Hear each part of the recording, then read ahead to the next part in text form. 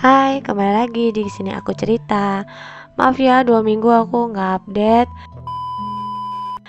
Aku kangen banget sama kalian, meskipun subscriber aku belum banyak, tapi semoga kalian juga kangen sama aku.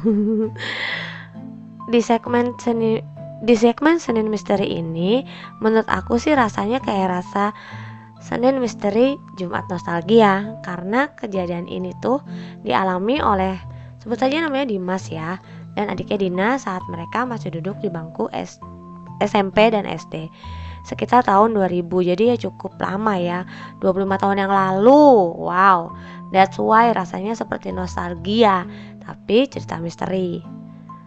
Makin terasa nostalgianya karena ini tuh liburan yang rame-rame gitu, satu komplek dengan gabungan beberapa RT.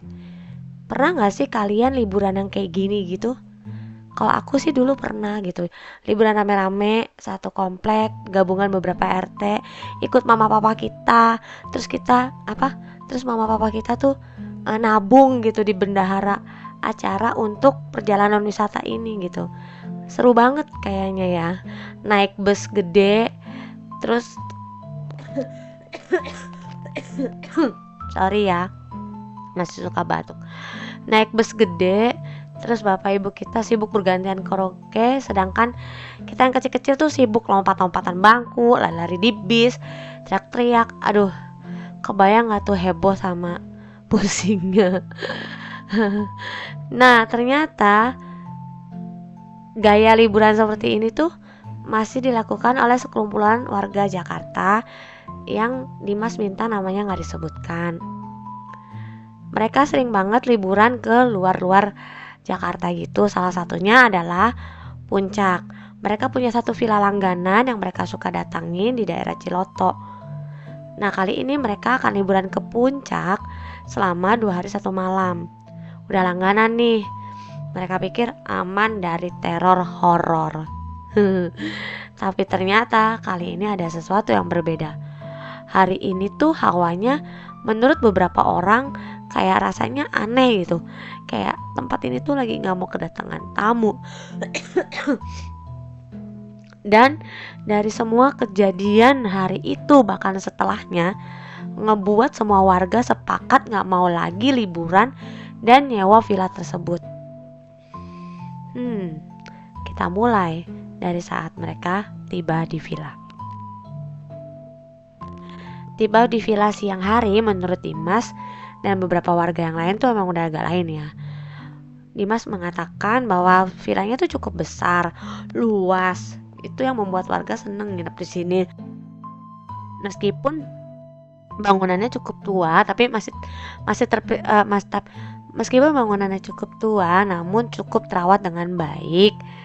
Di lantai atas itu ada 5 kamar berjajar, di lantai bawahnya juga sama. Jadi totalnya 10 kamar, tapi di lantai bawah itu lebih luas lagi karena ada ruang buat apa sih, kayak ya ngumpul-ngumpul lah seperti itu. Yang Dimas ingat pada perjalanan kali ini adalah kok tumben kolam renangnya kering total, terus ubinnya retak-retak kayak udah lama gak digunakan. Dimas mikir tempat yang aneh untuk bersenang-senang. Tapi ya namanya anak-anak ya, tetap aja itu tetap menjadi arena bermain mereka lah akhirnya. Setelah itu mereka nurunin barang. Dimas menuju kamar membawa tas dan jaket dan menggantungkannya di gantungan baju yang modelnya berdiri gitu ya guys. Terus keluar kamar sebentar untuk lalu keluar kamar sebentar karena dipanggil untuk berkumpul makan siang. Setelah itu Dimas kembali lagi ke kamar. Saat kembali lagi ke kamar, Dimas mendapati jaket dan tasnya bergoyang-goyang sendiri. Gak ada kipas, gak ada orang yang jelas di kamar. Gak ada angin, gak ada kipas yang nyala, dan yang jelas gak ada orang di kamar. Lebih lagi itu masih siang. Come on. Dimas tuh ngerasa sempat terdiam ya. Dia sempat berdiam gitu pas ngeliat tas sama. Dimas sempat terdiam sesaat ya saat melihat kejadian itu. Dia nempel aja tuh di pintu. Menurut gue, untuk seukuran Dimas yang masih SMP itu, dia cukup berani sih. Dia cuma diem, mepet ke pintu, terus dia berusaha keluar pelan-pelan, terus berusaha mengabaikan kejadian tersebut. Kalau gue mungkin udah teriak sih. Ya masih awal kali ya, santai dulu. Sampai akhirnya malam tiba, dan saat semua orang udah di kamar masing-masing, lampu sebagian udah dimatiin, tiba-tiba duk duk duk duk duk duk duk duk duk. Suara itu berkali-kali didengar oleh seluruh penghuni kamar. Suara langkah orang yang naik turun tangga. Kenapa dibilang seluruh kamar dengar? Karena begitu pagi tiba, saat semua orang berkumpul nih untuk sarapan sebelum kembali Jakarta, riuh ramai bapak-bapak dan ibu-ibu tersaling bersaut-sautan menceritakan pengalaman mereka semalam. Dan ternyata hampir semua kamar diganggu. Dimulai dengan Bu Wati yang membuka percakapan pagi itu. Tadi malam berisik banget sih. Siapa yang bolak-balik turun tangga? Kagak capek apa?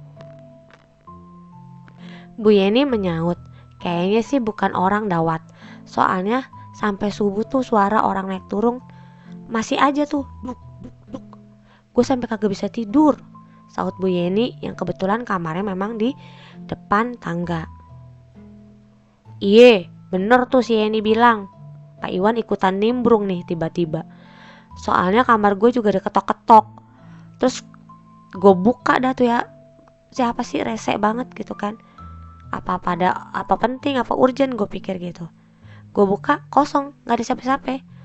Gue gelap aja udah sebagian. Situ masih mending. Nih Ae, mana udah tidur sendirian. Tiba-tiba di kamar tulaci lemari tiba-tiba bolak-balik kebuka. Nyebelin banget ya. Kalau butuh charger bilang aja nape. Kagak usah ngagetin. Ujar Pak Uki disambut gelak tawa yang lain. Gila lo Ki, kata semuanya. Gedek aja gue, lanjut Pak Uki. Pagi itu pokoknya full semuanya diisi oleh cerita horor. Sampai mereka packing pun masih aja diulang lagi. Sampai saat itu mereka mulai sadar bahwa tidak ada yang suka mereka datang kali ini. Setelah sarapan dan packing barang, menjelang siang rombongan pulang. Ya sebelum pulang biasalah mampir-mampir dulu untuk makan siang, beli oleh-oleh, hingga baru menyampai Jakarta itu menjelang maghrib. Semua berpikir udah aman, udah jauh dari villa. Namun ternyata warga salah. Di rumah Dimas, Dina menangis terus. Adiknya Dimas, Dina, tiba-tiba tuh dia gak bisa tidur. Dia selalu Dina menatap semua sudut kamar dengan penuh ketakutan sambil menunjuk-nunjuk. Pocong ya, itu di situ,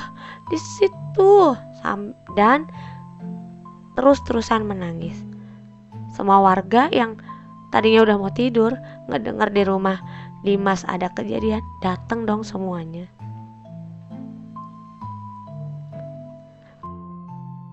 Kebetulan ayah mereka ini paham soal hal-hal mistis seperti ini. Ada yang ikut pulang nih dari villa. Ayah lalu mengusir sosok itu, dan setelah itu baru Dina bisa tertidur. Warga lega mengetahui bahwa gangguan-gangguan itu tidak parah dan ya enggak aneh-aneh gitu loh. Tapi sejak kejadian itu bikin warga semakin paham bahwa villa langganan mereka sudah berubah sekarang. Sejak saat itu rombongan enggak mau lagi kembali ke villa itu. Ya singkat aja perjalanan nostalgia misteri Dimas dan Dina. Mungkin masih terdengar kurang horor ya. Ayo dong, makanya kalau kalian punya cerita horor, kirim ke sini aku cerita. Aku tunggu ya. Terima kasih. Dah.